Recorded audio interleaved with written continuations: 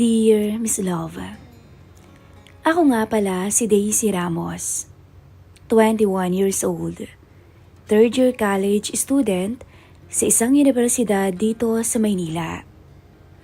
Nakaboard po ako, Miss Love, sa isang maliit na apartment na pag-aari ni Kuya Sonny. Isang lalaking mga nasa late 40s na siguro. Mabait, tahimik, at responsable ito. Siya ang naiwan dito sa Pilipinas habang ang misis niyang si Ate Rowena ay nagtatrabaho sa abroad bilang domestic helper. 3 taon na raw mula nung huli silang nagkita. May anak po silang isa. Si Eliza na halos kaedad ko lamang. Mabait din to. 2 taon na rin akong umuupa sa kanila. Hindi naman kami madalas magkausap ni Kuya Sonny noon. Pero nitong mga huling buwan, parang napapadalas. Siguro kasi ako na lang yung hindi pa nakakabayad ng renta. Mahigpit siya sa bayad. Pero hindi naman siya mahirap pakiusapan kung kailangan.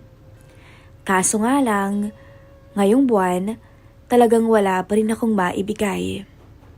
Kumakain ako noon ng instant noodles nang kumatok siya sa pinto. Daisy, tawag niya mula sa labas. Agad akong napatayo. Po, Kuya Sonny. Binuksan ko ang pinto at nakita ko siyang nakatayo. May hawak na maliit na notebook.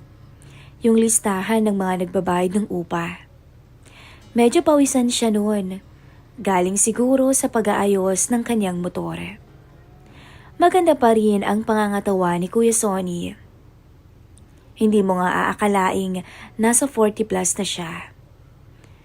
Pasensya ka na, iha. Sabi niya.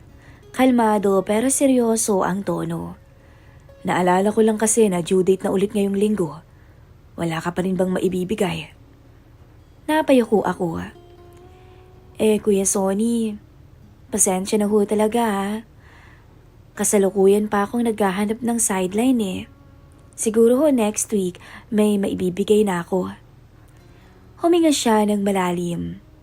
Halatang pinipigilang uminit ang ulo. Daisy, ilang beses mo na rin kasing sinabi yan eh. Naiintindihan ko naman na estudyante ka. Pero kailangan ko rin magbayad ng kuryente at tubig. Hindi ko rin pwedeng hayaan lang na hindi ka magbayad. Ramdam ko yung hiya. Para akong batang nahuli sa isang kasalanan. Alam ko po, Kuya Sonny, gagawan ko po talaga ng paraan. Mahina akong sabi. Tahimik lamang siya saglit, tsaka na lamang tumango. O sige, bigyan na lamang kita hanggang katapusan ng linggo. Pag di mo pa rin nabayaran, baka kailangan mo nang humanap ng ibang malilipatan. Ayoko naman sanang paalisin ka pero wala naman akong choice, Daisy.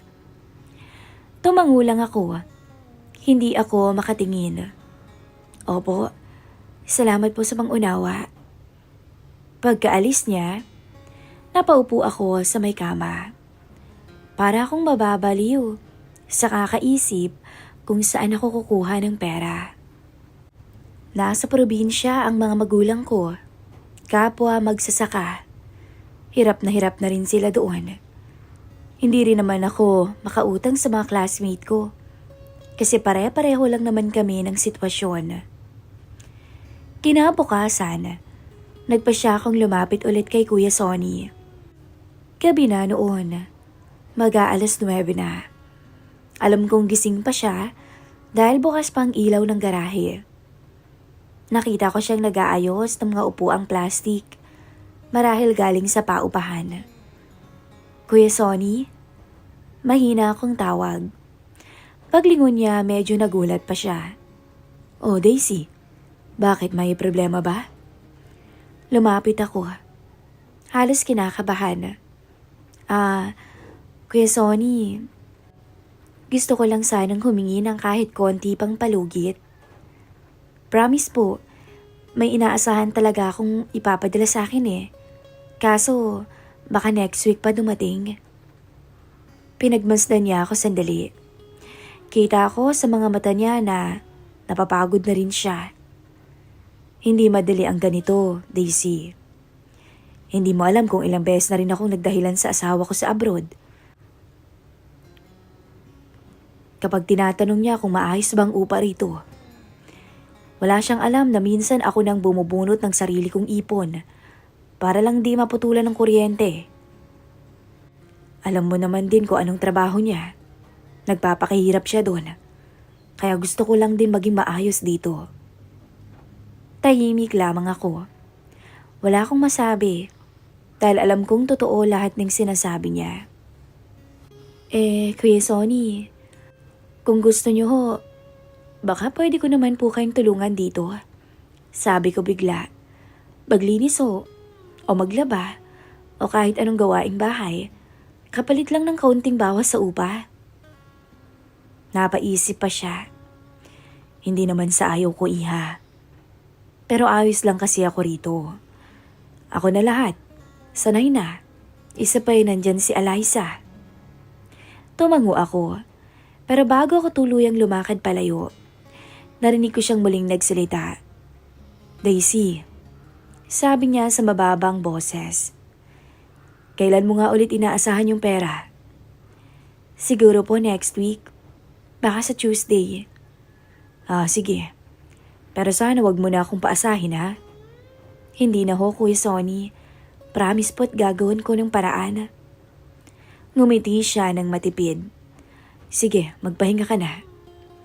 Pero habang papasok ako sa kwarto, hindi ko mapigilang mapaisip. Kita ko kasi kung paano siya tumingin kanina. Hindi naman yung tipong nakakabastos, pero kakaiba. Lumipas ang 3 araw at lalo akong nainip. Wala pa rin kasi yung perang inaasahan ko. Nahiya na nga akong lumabas ng kwarto. Kapag naririnig kong nasa labas si Kuya Sonny, nagtatago na lang ako. Pero isang gabi, kumatok na naman siya. Daisy, sandali lang. Tawag niya. Pagbukas ko, hawak niya ulit yung notebook. Pero iba yung itsura niya ngayon. Parang hindi nagalit. Parang gusto lang makausap. Pasensya ka na, iha. Biglaan lang eh. Kailangan ko na talaga yung pera. Wala ka pa bang maibibigay? Huminga ako ng malalim. Nanginginig pa ang boses ko. Kuya Sonny, wala pa po talaga akong pera eh. Hinihintay ko nga rin po yung padala. Pero, kung gusto niyo baka naman pwede kong gawan na lang ng ibang paraan. Napakunot noo siya. Anong paraan? Ano bang ibig mong sabihin? Dahan-dahan kong tinaas ang tingin ko sa kanya. Wala naman po ang misis niyo, hindi ba? Matagal na rin kayong magkalayo. Natahimik siya. Wala akong narinig kundi ang lakas ng kabog ng dibdib ko noon. Hindi ko rin alam kung saan ko hinugot yung tapang na yon. Pero sa puntong yun kasi, desperada na talaga ako. Matagal siyang tumingin sa akin. Parang naguguluhan kung ano ang dapat niyang isipin. Hanggang sa marahan siyang napayuko at nagsalita sa mababang boses. Daisy, alam mo ba yung mga sinasabi mo? Alam mo bang delikado yung mga ganyang salita? Hindi ako sumagot. Pinilit kong ngumiti kahit nanginginig ang tuhod ko. Yun na lang din po kasi yung naiisip kong paraan. Kung gusto niyo ho, gagawan ko talaga ng paraan. Pero sa ibang paraan, bulong ko. At doon nagsimula ang katahimikan na nagbago sa pagitan namin. Hindi na siya nagsalita pagkatapos nun. Umalis na lamang siya. Kinabukasan, nagkita kami sa labas ng gate. Nasa tapat siya at nagwawalis, habang ako na may paalis papuntang school. Napatingin siya sa akin at ako na may napangiti ng tipid. Tumango lamang siya. Walang sinabi at nagpatuloy sa ginagawa. Parang sabay naming pinili na wag nang ungkatin muna ang nangyari kagabi. Lumipas ang mga araw. Normal sa paningin, pero hindi sa pakiramdam. Parang may nakabitin sa pagitan namin. Tuwing dumadaan ako, nararamdaman kong sinusundan niya ako ng tingin. Hindi ko alam kung awa, pag-aalala, o may halong kung ano, pero nanahimik lamang ako. Hanggang dumating yung araw na pinangako kong magbabayad ako. Bernyes na nga ng gabi yun. Halos buong araw akong kinakabahan kasi wala pa rin dumadating na pera. Ang sabi ko kasi Tuesday talaga, pero humingi ako ng palugit hanggang Biyernes. Yung sinasabing ipapadala ng pinsan ko, hindi natuloy dahil daw may inuna silang gastusin. Ilang beses kong binuksan yung GCash ko pero wala talagang pumasok. Bandang 9:00 ng gabi, kararating ko lang galing school. Malakas pa nga ang ulan sa labas. Basa pa ang laylay ng pantalon ko. Umupo ako sa kama. Hawak ang wallet kong halos walang laman. Napatitig ako sa dingding ng matagal. Alam kong kailangan ko nang harapin si Kuya Sonny. Kaya kahit nanginginig ang kamay ko, tumayo ako. Inayos ko yung sarili ko at lumabas ng kwarto. Dumiretso ako sa bahay nila, nakatabi lang ng paupahan. Bukas pa yung ilaw, at sa loob naririnig kong may tugtog. Kumatok ako, mahina lang. Tao po?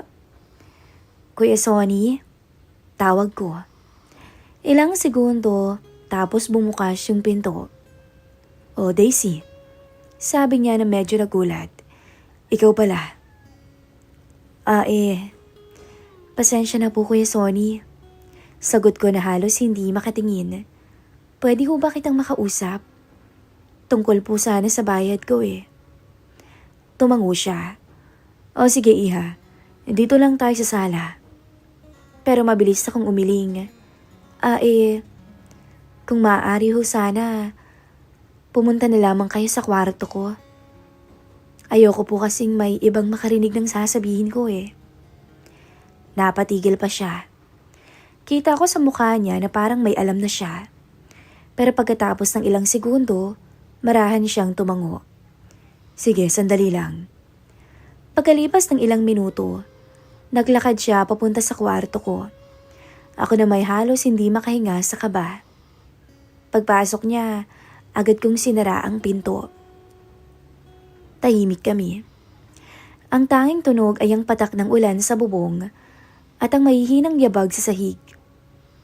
"Ano bang pag-uusapan natin, Daisy?" Tanong niya na mahinahon ng boses.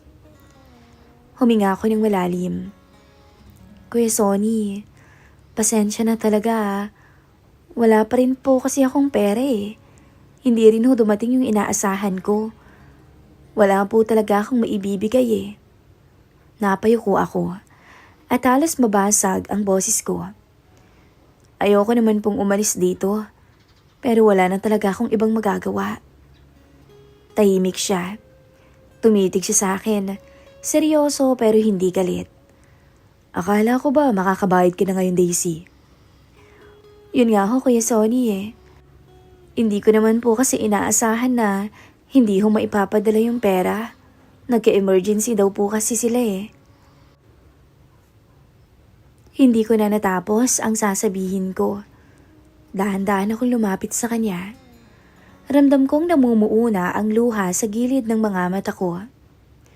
Kaya gusto ko sanang tuparin yung sinasabi ko noon.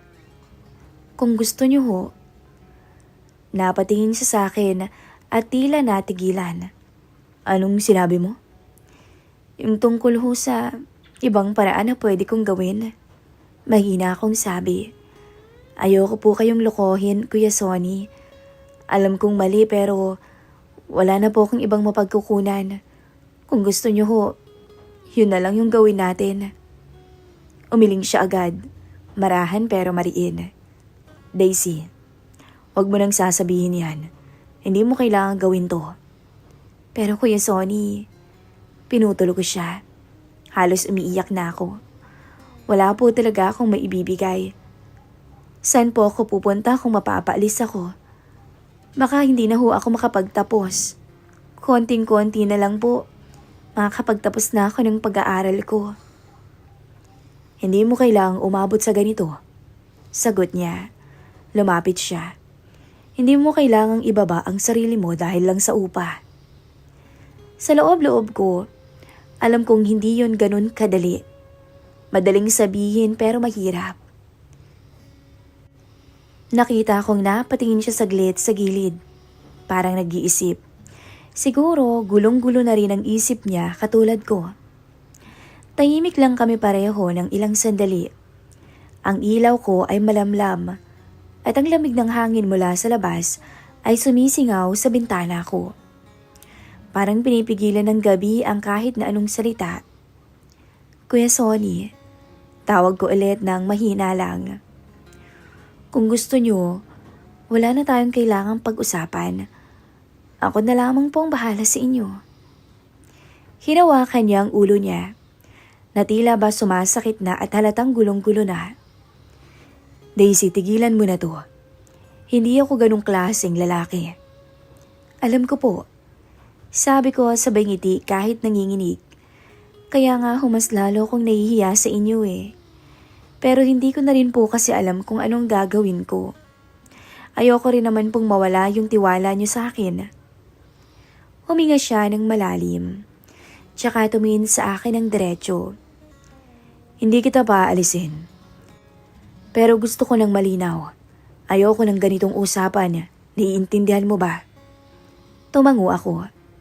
Kahit hindi ko alam kung matutuwa ba ako o malulungkot. Opo, Kuya Sonny. Mag-aral ka na lang mabuti. Yan na lang ang ipalit mo. Yan ang gusto kong kapalit, wala nang iba. Sabi niya sabay ngiti. Yung tipid ng ngiti, pero alam mong totoo. Naiyak ako noon, Miss Love. Salamat po, Kuya Sonny. Promise ho, babawi ako sa inyo. Tumango siya, tsaka tumalikod papalabas ng kwarto ko. Bago siya lumabas, huminto siya sandali. Daisy, iha. Sabi niya nang hindi lumilingon. Kung may problema ka pa, sabihin mo lang. Pero wag mong gawin yung mga ganong alok. Naiintindihan mo ba ako? Opo, sagot ko. Pasensya na po talaga, Kuya Sonny. Pagkasara ng pinto, napaupo ako sa sahig. Hindi ko alam kung gumaan ba o lalong bumigat ang loob ko. Ramdam ko pa rin ang hiya.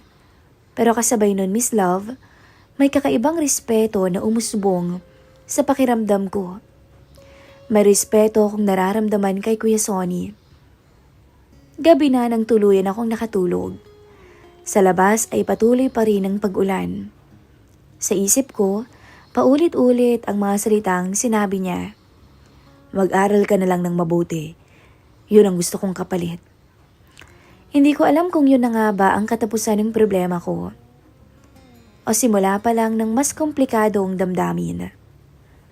Sa paglipas ng mga araw, hindi ko alam, Miss Love, kung kailan nagsimulang magbago ang pagtingin ko kay Kuya Sonny. Hindi ko alam na baka nung gabing iyak ako ng iyak at hindi niya ako sinisermonan. O baka naman noong sinabi niyang hindi niya ako paalisin kahit na hindi ako nakapagbayad ng upa. O baka naman nung nakita ko siyang mag-isa na nag-aayos sa may garahe habang umuulan. Naisip ko kung gaano siya kasipag at kabait na lalaki kahit halatang pagod na rin sa buhay. Ang totoo, natatakot akong aminin, Miss Love, na unti-unti nagkakagusto ako kay Kuya Sonny. Kahit alam kong hindi dapat. Hindi dahil sa awa niya, hindi dahil sa utang na loob ko, pero dahil sa pagiging maginoo niya at yung respeto. Mula nung gabing tinanggihan niya ako, nag-iba ang aura niya. Parang mas naging maingat pa siya. Kapag sabay kaming nagkakasalubong sa labas, ngumingiti lang siya at tatawag ng, maaga ka ngayon ha, ingat sa school. O kaya naman, siya nga pala kung wala kang ulam, May niluto kong ginisang munggo. Kumuha ka na lang sa bahay mamaya. Huwag ka nang mahiya. At sa bawat simpleng salita na iyon, pakiramdam ko, lalo akong lumulubog sa hindi ko dapat maramdaman. Dumating yung midterms at halos gabi-gabi akong nakaupo sa study table ko, nag-aaral. Minsan napapadaan si Kuya Sonny at kakatok. Daisy, may nilutong sinigang si Eliza. Kumuha ka daw doon kung gusto mo. Hindi ko alam kung bakit ang simpleng kabaitan niya ay parang suntok, diretso sa puso ko. Hindi ako sanay na may nag-aalala para sa akin. Hindi ako sanay na may nagtatanong kung kumain na ba ako. Kaya siguro, dahan-dahan akong nahulog. Alam kong mali at hindi dapat. Pamilyado na siyang tao, alam ko yun. Pero siguro, Miss Love, minsan may mga bagay talaga na hindi natin ini-expect na mangyayari. Isang hapon, pag-uwi ko mula sa school, nadatnan ko siyang nag-aayos sa may gilid ng apartment.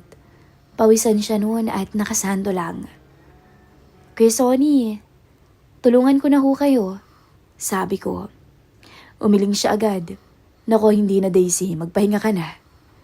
Pero tumayo ako sa ilalim.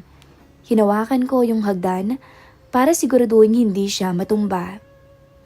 Habang pinapanood ko siyang nagpupukpok ng martilyo, parang sumisikip ang dibdib ko.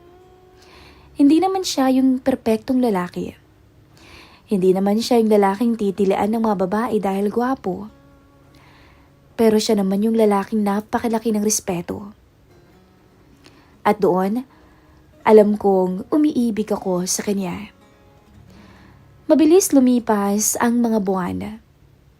Kahit papaano ay nauunti-unti ko namang magbayad sa kanya. Madalas pa rin kaming magkita at minsan pa nga'y pumupunta ako sa kanila dahil kay Eliza. Mabait din naman kasi si Eliza at magkasundo kaming dalawa. Hanggang sa dumating yung araw na pinakahihintay ko. Ang nalalapit na graduation ko. Sa wakas, naabot ko na yung pangarap ko. Ramdam ko yung kaba at saya ng pamilya ko. Pero sa likod ng lahat, may bumabagabag sa akin. Alam ko soon, aalis na ako. Hindi na ako magbo-board dito. Tapos na ang dahilan para araw-araw ko siyang makita. At doon ko naramdaman ang totoo. Nalulungkot ako.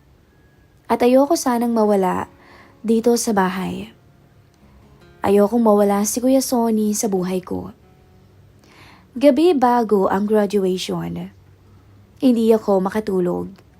Paulit-ulit sa isip ko ang mga sandaling tinulungan niya ako kahit hindi naman kailangan.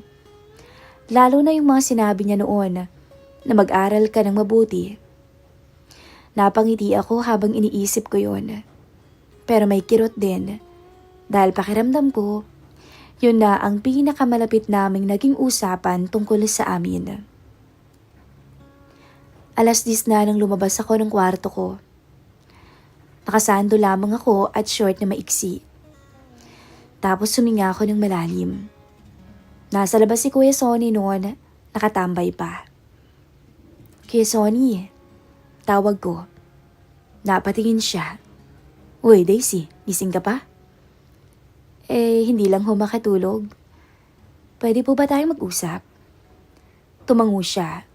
Sige, dito ba? Bakit? Umiwas ako ng tingin. Doon po sa kwarto ko. Para walang makarinig. Tumingin siya sa akin ng matagal. Hindi malisyoso pero parang nag-aalala. Sigurado ka? Tanong niya. Tumango ako. Opo. Sumunod siya. At pagpasok namin, sinara ko ang pinto. Hindi dahil sa kahit ano. Pero dahil gusto kong walang makakarinig. Ano ba yun, Daisy? May problema ba? Tanong niya na nag-aalala ang tono. Huminga ako ng malalim. Kuya Sonny, aalis na ho kasi ako pagkatapos ng graduation. Babalik po ako ng probinsya. Baka hindi na ho ako makabalik dito. Tumango siya. Alam ko, Iya, natural lang naman yun. Masaya ako para sa'yo at nakapagtapos ka na. Hindi ko nakayanan. Tumulo ang luha ko na lamang bigla dahil hindi ko napigilan ang emosyon ko. Kuya Sonny, ayokong umalis dito na parang wala lang. Lumapit siya pero hindi niya ako hinawakan. O bakit ka umiiyak? Ano bang nangyayari? Pinahid ko ang luha ko. Nanginginig ang boses ko.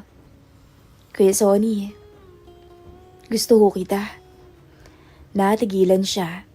Ako naman ay halos hindi makahinga. Daisy, narinig ko ang panginginig din ng boses niya. May edad na ako.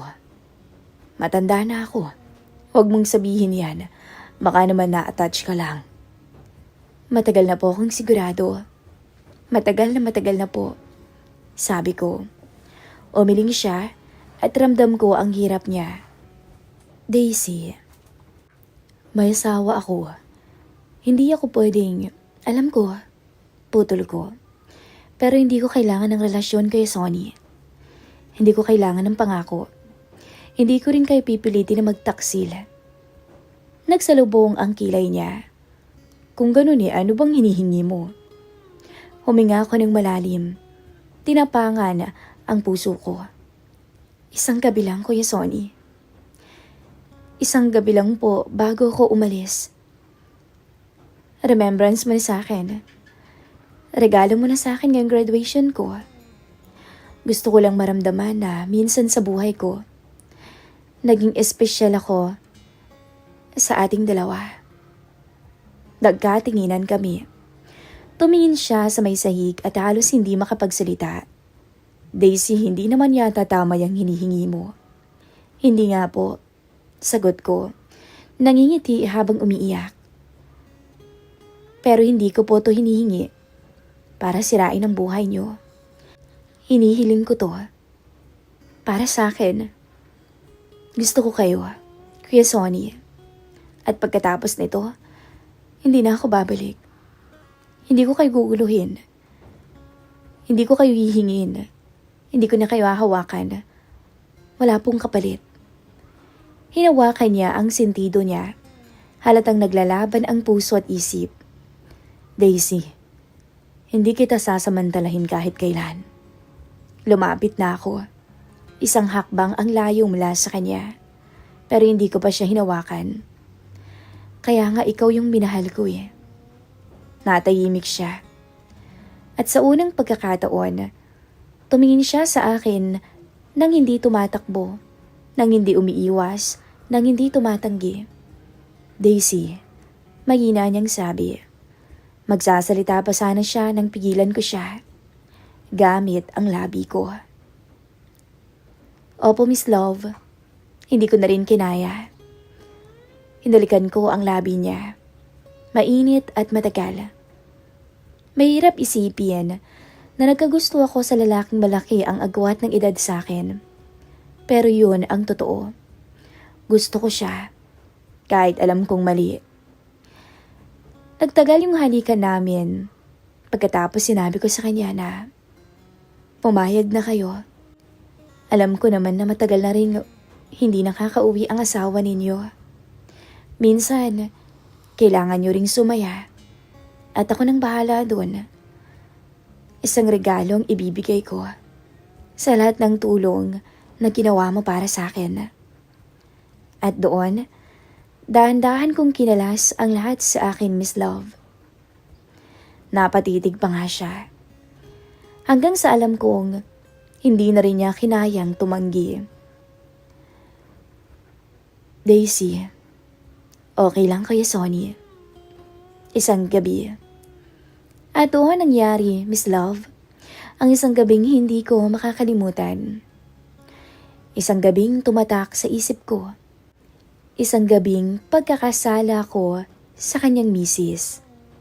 At nang matapos yung gabing yon, hindi na yon muling naulit pa. Sa ngayon, Miss Love, nagtatrabaho na po ako. At hanggang ngayon, hindi pa rin nawawala sa alaala ko si Kuya Sonny. At sana kung nasaan man siya ngayon, sana Kuya Sonny, hindi mo makalimutan ang isang alaala na iniwan ko sa iyo. Muli, ako po si Daisy. Maraming salamat po, Miss Love, sa pag-share po ng aking story dito sa inyong channel. Maraming salamat po and God bless.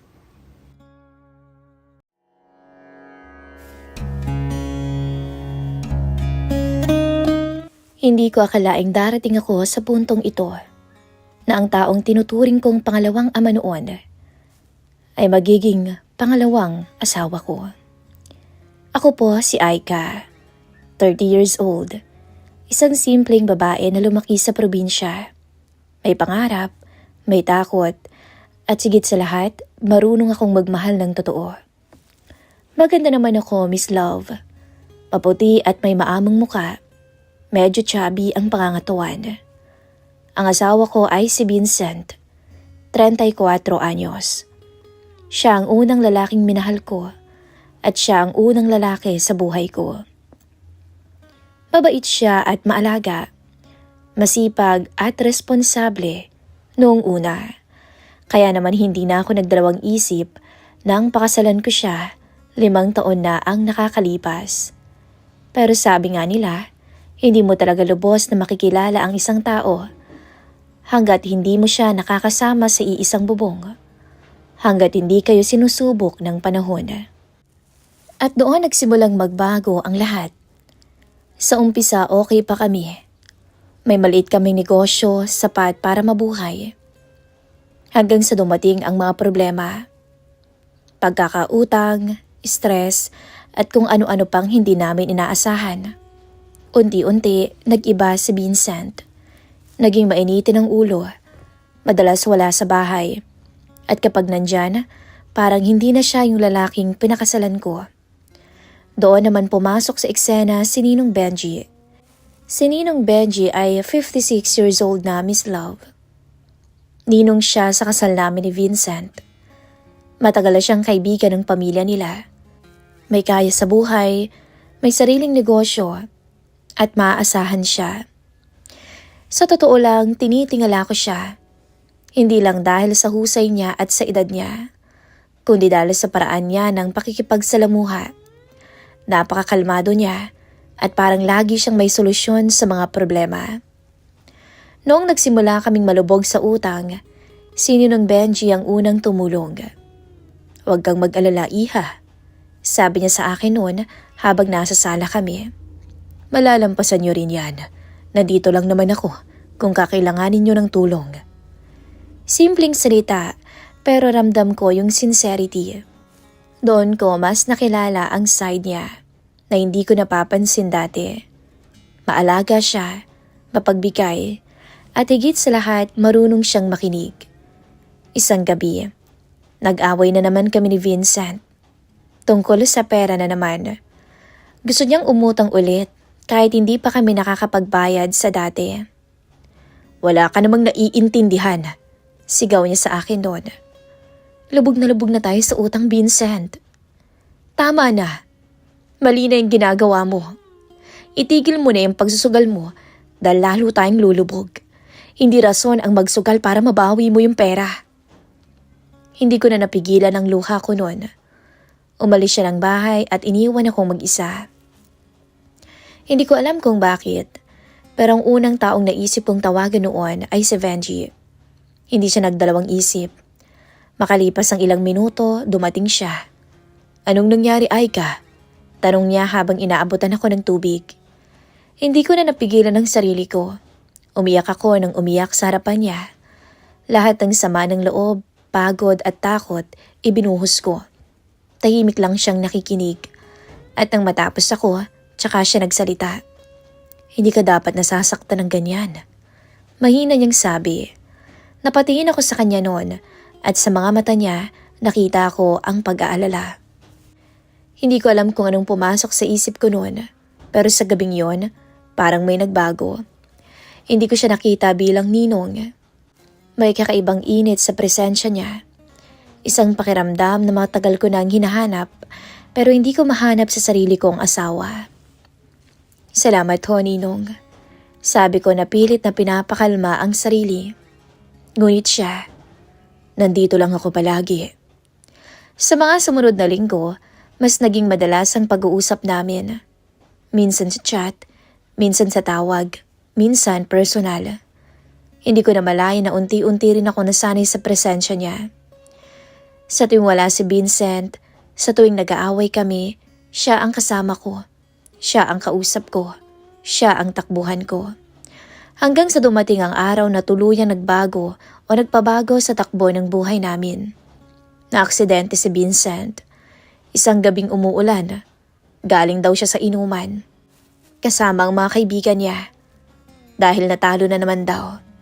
Nawala ng kontrol ang motor niya dahil madulas. Hindi na siya umabot ng buhay sa ospital. Parang gumuho noon ang mundo ko.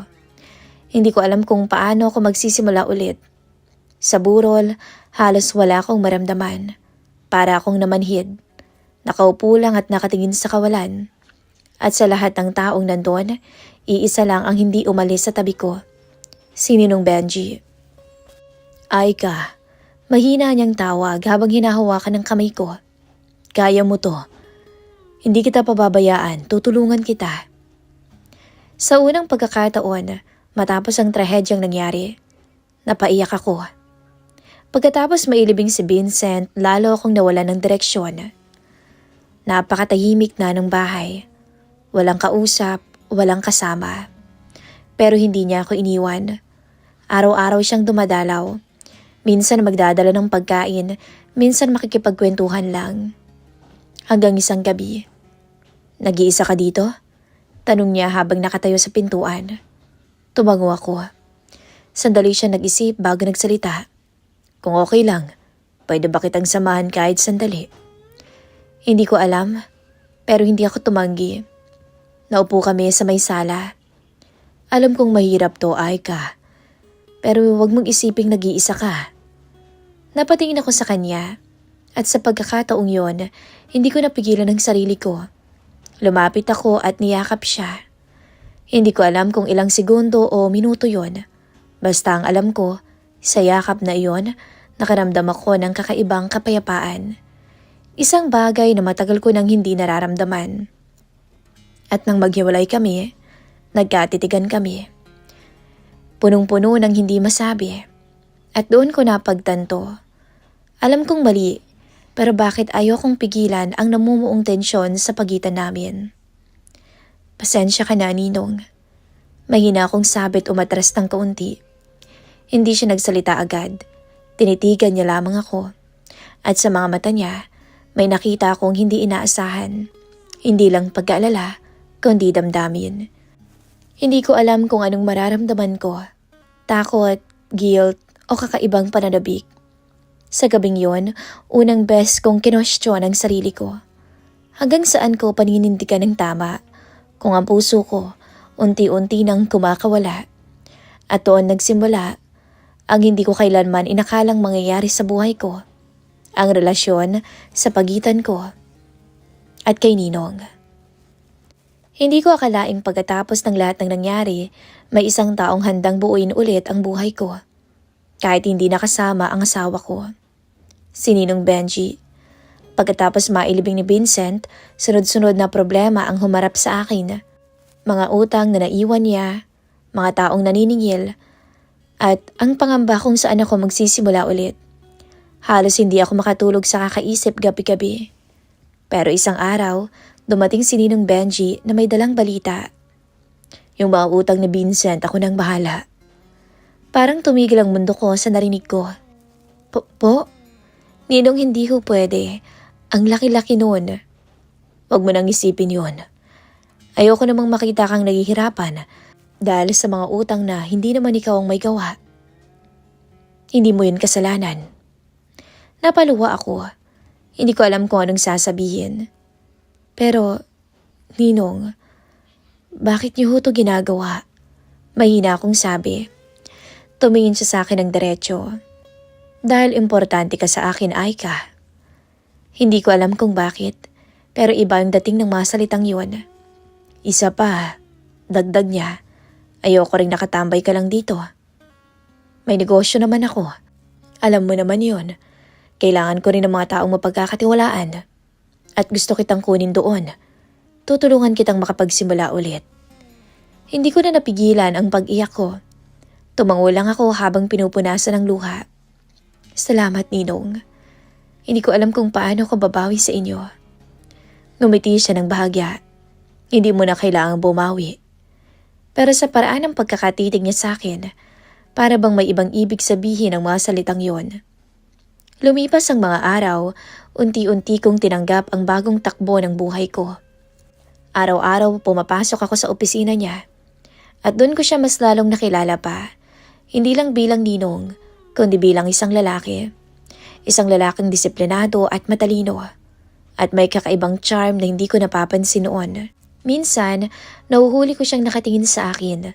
At hindi ko rin maikakaila. May mga sandaling hinahanap ko rin ang mga tingin niyang yon. Hanggang sa isang araw na hindi ko malilimutan. Kakaligo ko lang noon. Mainit ang panahon. Kaya naman nakasuot lang ako ng sando. Tanging sando. At maikling short lang. Basa pa ang buhok ko habang pinupunasan ko gamit ang tuwalya. At dahil mag-isa lang naman ako, kampante ako sa itsura ko. Pero nang lumabas ako ng kwarto, napatigil ako. Nandun si Ninong Benji, nakaupo sa may sofa. Ninong, gulat kong sabi, kanina pa po kayo dyan? Napansin kong sandaling natigilan siya at napatitig sa akin. At sa pagkakataong yon, hindi ko na malaya ng paraan ng pagtingin niya. Mula ulo, paibaba sa hita ko. Parang hindi niya inaasahan ang ganong itsura ko. Napalunok siya at doon ako kinabahan. May dala lang sana akong papeles. Sabi niya na parang pilit kinakalma ang boses. Hindi kasi kita makontak kanina. Napatingin ako sa sarili ko. Tsaka ko lang napansin ang itsura ko. Sige ho, sandali lang ho. Magpapalit lang po ako ng... Aika. Tumigil ako sa paglalakad ng tawagin niya ako. Yung paraan ng pagtawag niya sa pangalan ko ay parang kakaiba. Daan-daan akong napalingon. Okay lang, Aika. Ang ganda mo nga eh. At ang sexy mo pala. Sabi niya ng mahina pero diretso. Napatitig ako sa kanya. Hindi ko alam kung bakit pero hindi agad ako nakakilos. Parang may kakaibang tensyon sa pagitan namin. Hindi ko alam kung bakit pero parang may kuryenteng dumaloy sa katawan ko. Dahil sa sinabi niyang yon. Lumapit naman ako ng konti para kunin yung mga papeles na daladala niya. Pero sa sobrang lapit namin, naramdaman ko ang init ng katawan niya. Eto po ba? Tanong ko. Tumango siya pero hindi niya agad binitawan ang papel. Napatigil kami. Napatitig sa isa't isa. Aika, mahina niyang sabi. Bakit po? Saglit siyang natahimik, hanggang sa napabuntong hininga siya. Wala naman, mag-iingat ka. Napangiti ako ng bahagya. Saan ako mag-iingat? Sa inyo ba, Ninong? O sa sarili ko?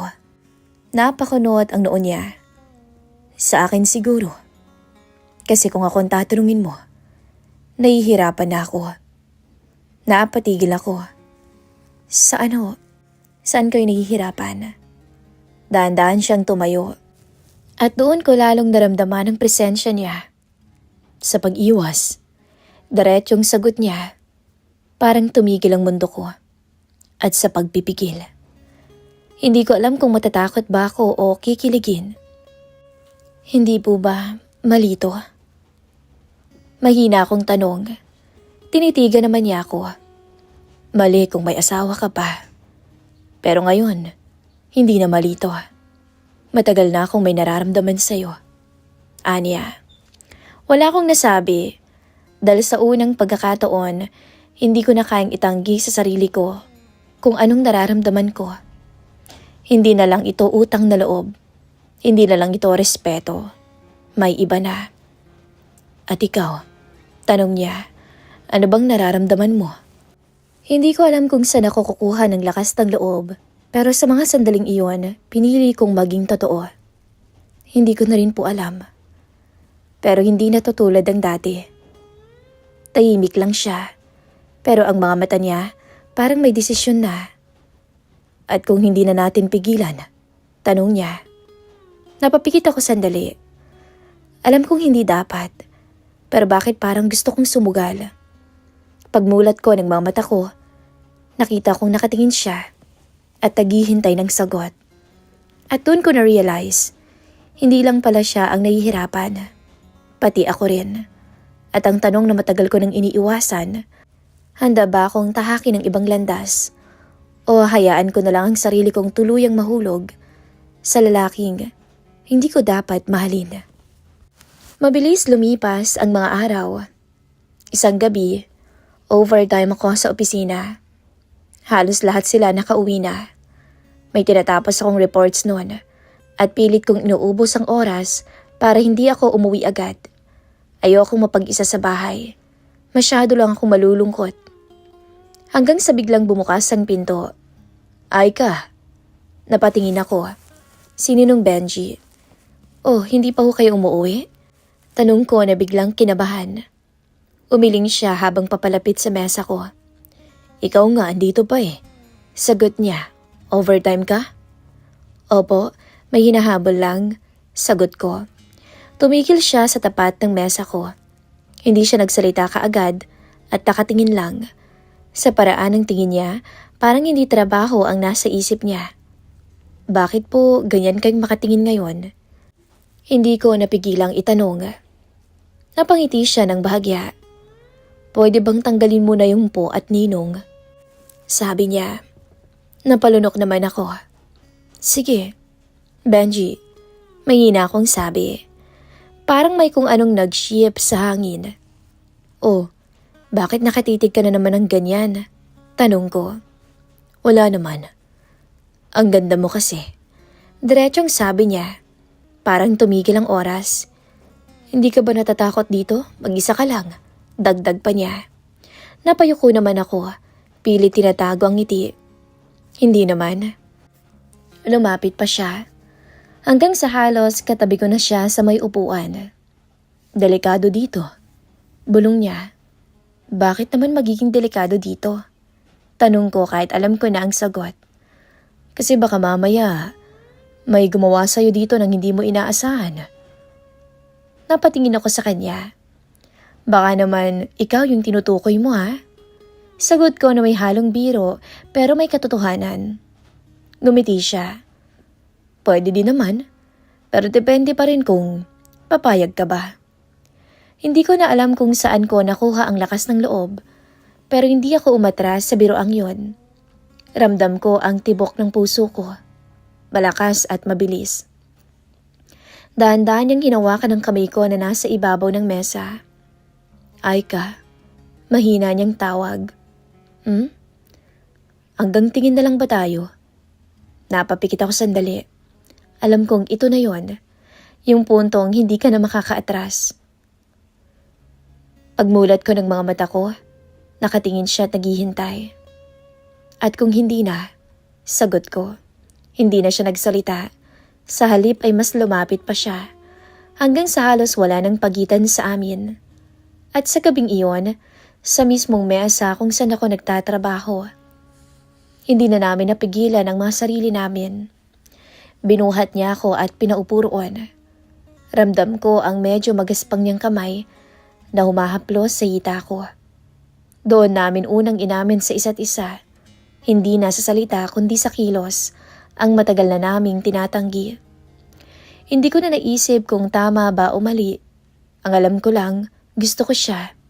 At ganun din siya. Gusto niya rin ako. Unti-unti kinalas ko isa-isa ang botones ng suot kong blouse. Hanggang sa tumambad lahat sa kanya. Kitang-kita ko ang paghanga sa mga mata niya. Napakaganda mo talaga, Aika. Talaga ba? Baka naman binobola mo lang ako. Hindi, Aika. Ikaw ang babaeng pinagpala sa lahat. Maya-maya, inalikan niya ako. Tumugon naman ako. Doon na ako nakaramdam ng init at sarap. Kahit buhay ang asawa ko noon, Wala nang nangyayari sa amin. Kaya tila ako sabik na sabik ng mga oras na yon. Hingal ako habang ninanamnam ang sarap ng bawat sandali. Pagkatapos ng lahat, tahimik kaming pareho. Hindi naman awkward, hindi rin puno ng pagsisisi. Sa halip, para bang may kung anong nabuo sa pagitan namin. At ngayon, tanong ko ng mahina. Ngumiti siya habang inaayos ang sarili.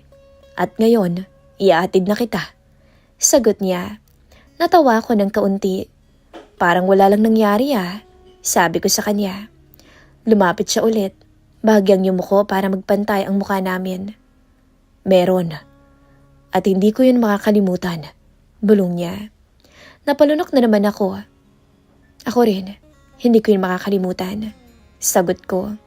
Sa biyahe pa uwi, iba na ang pakiramdam. Hindi na kami yung dati. May nagbago na.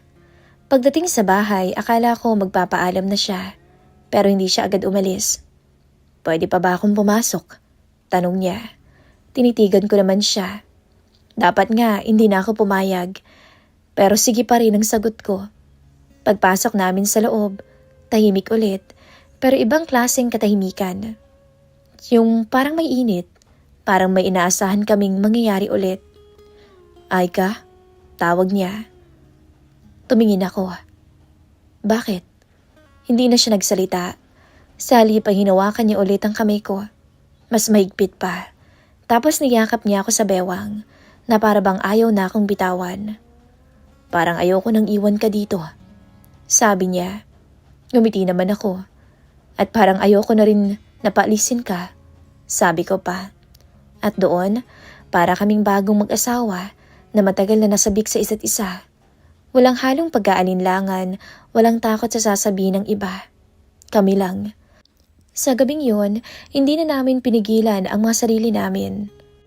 Sa sofa pa lang, muling nilasap na namin ang init ng isa't isa, na para ba kaming apoy na nagliliyab.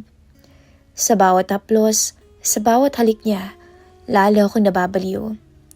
Sa totoo lang, ibang-iba ang may edad na. Tila marami ng karanasan, marami ng alam. Pagkatapos, nakahiga kami at magkatabi. Parehas hinihingal, pero payapa ang kalooban. Hindi na tayo babalik sa dati, no? Tanong ko. Umiling siya. Ayoko na. Ikaw. Huminga ako ng malalim. Ayoko na rin. Hinawakan niya ang kamay ko at paninindigan kita, Aika. Napangiti ako. Sa pagkakataong yun, alam ko na hindi na ito simpleng relasyon. Hindi na ito panandalian lang. Ito na yung simula ng isang relasyon na kahit mali dahil ninong namin siya, pero pipiliin naming ipaglaban hanggang sa dulo. Hindi naging madali ang lahat. Akala ko nung una sapat na ang nararamdaman namin para magpatuloy. Na kahit mali sa paningin ng iba, basta kami sigurado magiging okay din. Pero hindi pala ganun kasimple. Sa bawat araw na lumilipas kasabay ng paglalim ng relasyon namin ni Benji, ay ang bigat ng konsensya ko. Lalo na tuwing naaalala ko si Vincent. Ang mga alaala namin. Yung mga panahong masaya pa kami. Yung mga pangarap na sabay naming binuo. Hindi naman basta mawawala. At kahit anong pilit kong sabihin sa sarili ko na tapos na ang lahat, may bahagi pa rin sa akin na naguguluhan. Isang gabi, mag-isa ako sa bahay. Nakaupo lang ako sa may sofa, hawak ang lumang larawan namin ni Vincent. Napabuntong hininga ko. Patawad. Mahina akong bulong. Hindi ko alam kung para saan yun. Kung para ba sa mga pagkukulang ko bilang asawa niya, o para ba sa bagong landas na pinili ko. Bigla akong napabalik sa realidad nang may kumatok sa pinto. Pagbukas ko, nandoon si Benji. Ayos ka lang? Tanong niya agad na halatang nag-aalala. Tumango naman ako, pero halata sigurong hindi totoo. Pumasok siya at umupo sa tabi ko.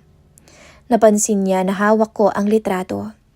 Hindi siya nagsalita agad, pero naramdaman ko yung paggalang niya sa mga sandaling yon. Mahal mo pa rin siya. Mahina niyang sabi. Hindi ko na napigilan ang pagluha ko. Oo naman, hindi naman mawawala yon. Sagot ko. Tahimik lang siya. At doon ko mas lalo siyang na-appreciate dahil hindi siya nagselos, hindi siya nagalit. Sa halip, iniintindi niya ako. Pero dagdag ko habang pinupunasan ang luha ko. Hindi naman ibig sabihin noon, hindi na ako pwedeng sumaya ulit. Dahan-dahan akong napatingin sa kanya. At hindi ibig sabihin noon na hindi totoo ang nararamdaman ko para sa'yo. Napahinga siya ng malalim.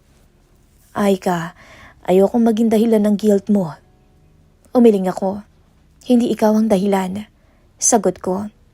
Sandali kaming natahimik hanggang sa siya na ang nagsalita. Sigurado ka ba sa akin? Diretsahang tanong niya. Hindi naman ako nagdalawang isip. Oo naman. Hindi ba dahil sa utang na loob? Dagdag niya. Mas lumapit ako sa kanya. Hindi. Kung utang na loob lang to, matagal na akong umatras. Baka hindi ako masaya. Ngumiti siya ng bahagya, pero halatang gusto pa niyang makasigurado. At hindi rin ba dahil lang nag-iisa ka? Hinawakan ko ang kamay niya. Hindi rin. Sagot ko. Pinili kita kahit alam kong hindi madali. Tahimik ulit, pero sa pagkakataong yon magaan na. Wala nang pag-aalinlangan, wala nang tanong. Kung ganoon, sabi niya, hindi ako uurong. Mahal kita. Napangiti ako. Ako rin. Muling nagtagpo ang labi namin. At sa gabing yon, muli naming sinulit ang isa't isa. Hindi na kami nagtatanong kung tama ba o mali. Sa halip, tinanggap na lang namin na may mga bagay sa buhay na hindi mo kayang kontrolin, pero kaya mong panindigan. Lumipas sa mga buwan, Miss Love, unti-unti natutunan kong bumangon ulit.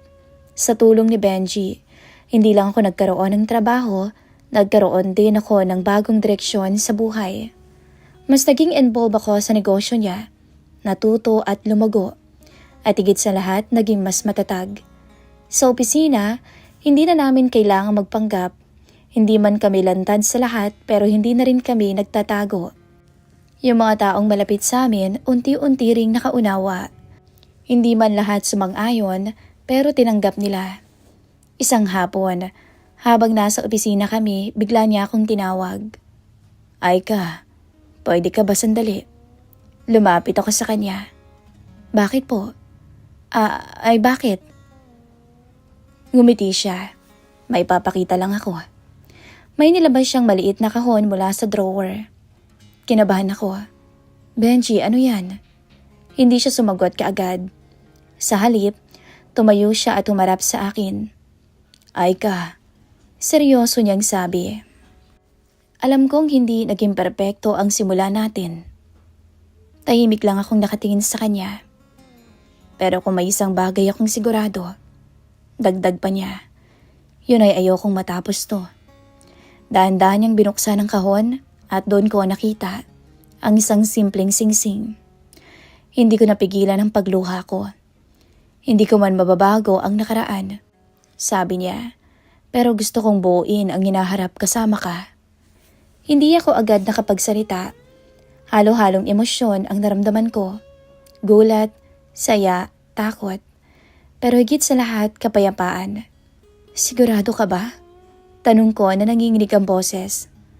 Mas sigurado pa ako kaysa sa kahit ano. Napangiti ako kahit may luha.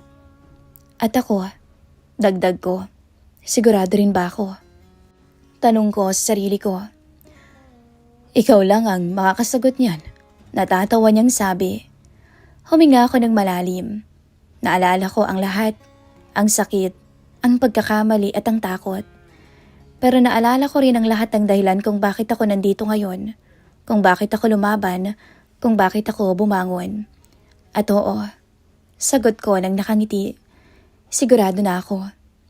Hindi na niya napigilan ang saya sa mukha niya. Daan-daan niyang sinuot ang singsing sa daliri ko. At sa simpleng sandaling iyon, pakiramdam ko, nagsimula ulit ang buhay ko. Hindi perpekto, hindi ayon sa inaasahan ng iba, pero totoo. At para sa akin, sapat na yon. Habang magkahawak kami ng kamay, napatingin ako sa kanya. Salamat, Benji. Sabi ko. Para saan? Tanong niya. para sa lahat. Sa pananatili sa akin, sa pagpili sa akin kahit hindi madali. Ngumiti siya. At salamat din, Aika. Dahil pinili mo rin ako. Sa huli, natutunan ko, hindi lahat ng kwento nagsisimula sa tama, Miss Love.